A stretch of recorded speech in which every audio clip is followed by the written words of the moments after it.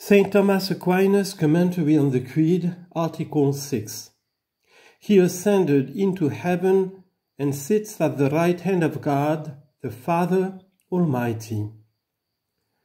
Besides the resurrection of Christ, we must also believe in his ascension, for he ascended into heaven on the 48th day. Hence the Creed says, he ascended into heaven.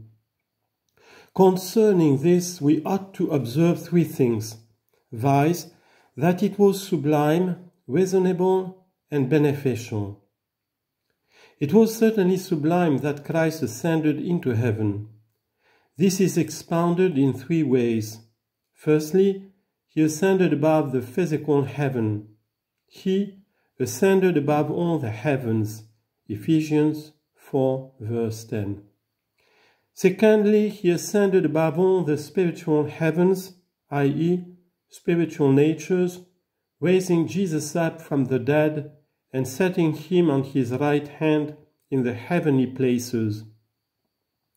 Above all principality and power and virtue and dominion and every name that is named, not only in this world but also in that which is to come. And he subjected all things under his feet. Ephesians 1, verse 20 to 22. Thirdly, he ascended up to the very throne of the Father.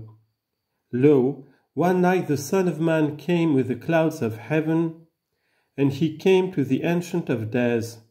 Daniel 7, verse 13. And the Lord Jesus, after he had spoken to them, was taken up into heaven and sat at the right hand of God. Mark 16, verse 19. Now it is not to be taken in the literal sense, but figuratively, that Christ is at the right hand of God. Inasmuch as Christ is God, he is said to sit at the right hand of the Father, that is, in equality with the Father, and as Christ is man, he sits at the right hand of the Father and is in a more preferable place. The devil once feigned to do this. I will ascend above the height of the clouds. I will be like the Most High. Isaiah 14, verse 13 to 14. But Christ alone succeeded in this, and so it is said, he ascended into heaven and sits at the right hand of the Father. The Lord said to my Lord, sit you at my right hand. Psalm 109, verse 1. The ascension of Christ into heaven is in accord with reason. First, because heaven was due to Christ by his very nature. It is natural for one to return to that place from whence he takes his origin. The beginning of Christ is from God, who is above all things. I came forth from the Father, and am come into the world. Again I leave the world, and I go to the Father. John 16, verse 28. No man ascended into heaven, but he who descended from heaven, the Son of Man who is in heaven. John 3, verse 13. The just ascend into heaven, but not in the manner that Christ ascended, i.e., by his own power, for they are taken up by Christ. Draw me, we will run after you. Wisdom chapter 1, verse 3. Or indeed, we can say that no man but Christ has ascended into heaven, because the just do not ascend except in so far as they are the members of Christ, who is the head of the church. Wherever the body shall be, there shall the eagles also be gathered together. Matthew 24, verse 28. Second, heaven is due to Christ because of his victory. For he was sent into the world to combat the devil, and he did overcome him.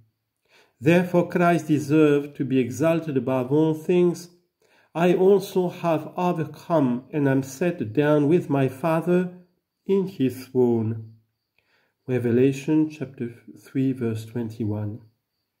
Third, the ascension is reasonable because of the humility of Christ. There never was humility so great as that of Christ, who, although he was God, yet wished to become man, and although he was the Lord, yet wished to take the form of a servant, and as St. Paul says, he was made obedient unto death. Philippians 2 verse 8. And ascended even in the underworld.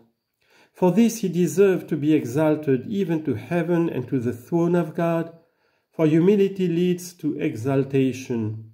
He who humbles himself shall be exalted. Luke 14 verse 11. He who descended is the same also who ascended above all the heavens. Ephesians chapter 4 verse 10. The ascension of Christ was very beneficial for us. This is seen three ways. Firstly, as our leader, because he ascended in order to lead us, for we had lost the way, but he has shown it to us. For he who opens the breach shall go up before them. Micah 2 verse 13. And thus we may be made certain of possessing the heavenly kingdom. I go to prepare a place for you. John 14 verse 2. Secondly, that he might draw our hearts to himself. For where your treasure is, there is your heart also. Matthew 6 verse 21. Thirdly, to let us withdraw from worldly things. Therefore, if you be risen with Christ, seek the things that are above, where Christ is sitting at the right hand of God. Mind the things that are above, not the things that are upon the earth. Colossians 3 verse 1.